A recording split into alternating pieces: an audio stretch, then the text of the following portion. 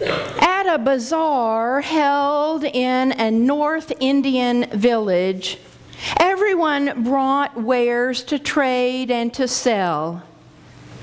One old farmer brought a covey of quail. He'd tied a string around one leg of each bird. The other ends of all the strings were tied to a ring which fit loosely over a central stick. He'd taught the quail to walk dolefully in a circle round and around like mules at a sugarcane mill. No one seemed interested in buying the birds until a devout Brahmin came along. He believed in the Hindu respect for all life. So his heart of compassion went out to the poor little creatures walking in their monotonous circles. "I want to buy them all," he told the merchant, who was elated. After receiving the money, thank you, Cheryl, the merchant was surprised to hear the buyer say, "Now, I want you to set them all free." "What's that, sir?" "You heard me. Cut the strings from their legs, turn them loose, set them all free." With a shrug, the old farmer bent down and snipped the strings off the quail. They were free at last. What happened? The birds simply continued marching around and around in a circle. Finally, the man had to shoo them off, but even when they landed some distance away, they resumed their predictable march. Free, unfettered, released. Yet they kept going round and round in circles as if still tied. Is this how we worship? Do we enter the sanctuary and mouth the ritual? Catch a cat nap during prayers? Do we make a mental to-do list during the sermon? Use the closing hymn as time to contemplate our soup or sandwich choice at Panera's? Is worship simply a show of obedience to the commandments? Has worship become our ATM where we bank on credit with God for attendance? This is the kind of worship that Jesus was essentially overturning when he danced through the temple courts with his whip, stampeding sheep and cattle and upending the tables of the loan sharks, coins flying everywhere. Jesus recognized that temple worship had become a flagrant abuse of holy worship. Now, please understand the system, first of all. Worshippers exchanged Roman coins with images of Caesar for coins with no image, thus enabling worshippers to purchase unblemished doves or sheep with pure, unblemished coins. It was a system that denied the authority of the Roman government to taint the holy of worship. But the system itself had become corrupt. Jesus yearned to draw people back to the heart of God. Jesus hoped for people to love God with all their heart, mind, and soul, and to love one another as themselves. How has our worship been tainted with restless feet and minds that tempt us away from heart-filled encounters with the Holy One? What would Jesus overturn in our worship today? Jesus' destructive dance reminds us of who and whose we are. Our very identity as God's children. The Lord who saves us with the God promise never to destroy the earth again. The Lord who brought our ancestors out of slavery into freedom. The Lord who covenants to be in relationship with us.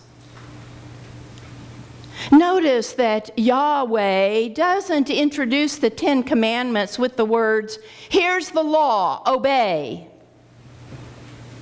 Instead, Yahweh says, "I'm the Lord your God who brought you out of the land of Egypt, out of the house of slavery."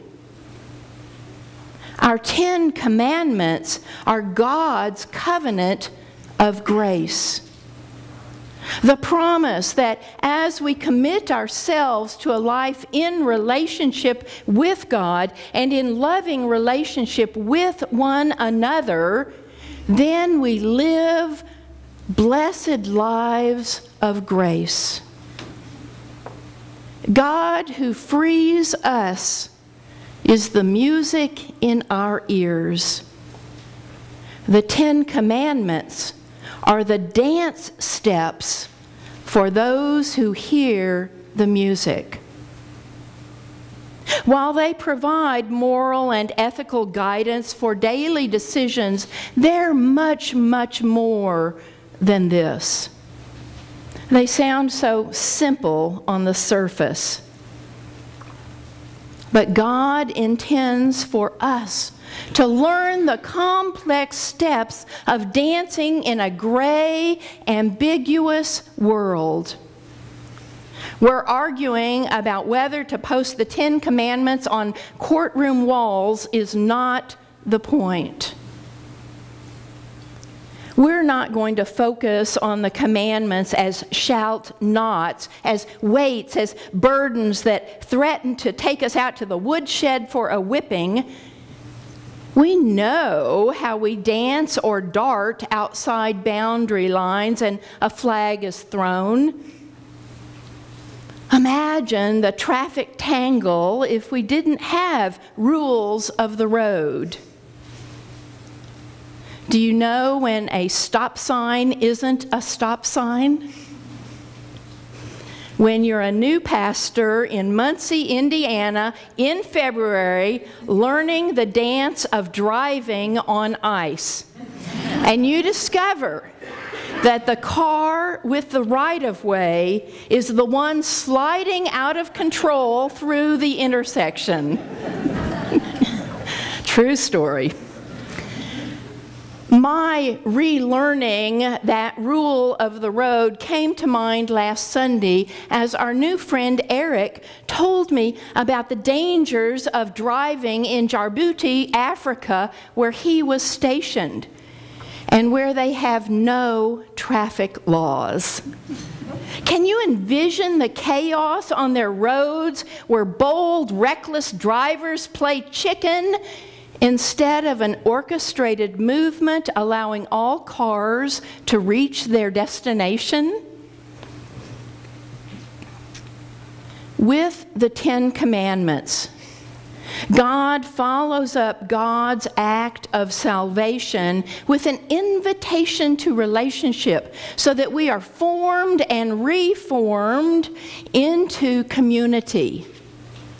The 10 Commandments are the wings that allow our hearts and feet to dance freely in the wind of God's Spirit.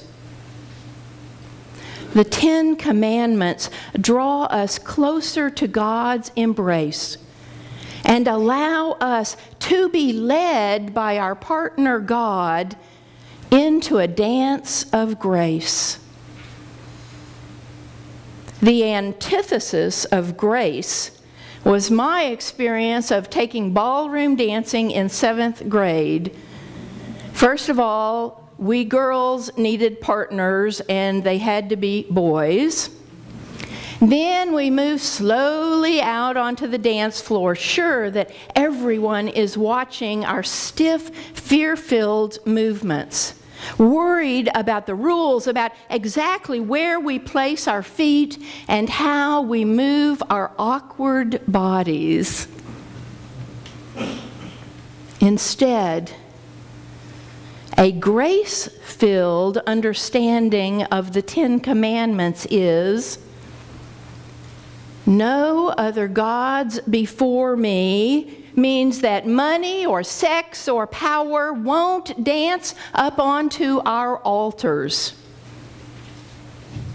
And that keeping Sabbath reminds us all creation is a gift, so we must care for it. Not taking the Lord's name in vain is more than speech, but an attitude of praise and thanksgiving toward God. Honoring our parents means that we're not self-made, but we stand on the shoulders of those who have gone before.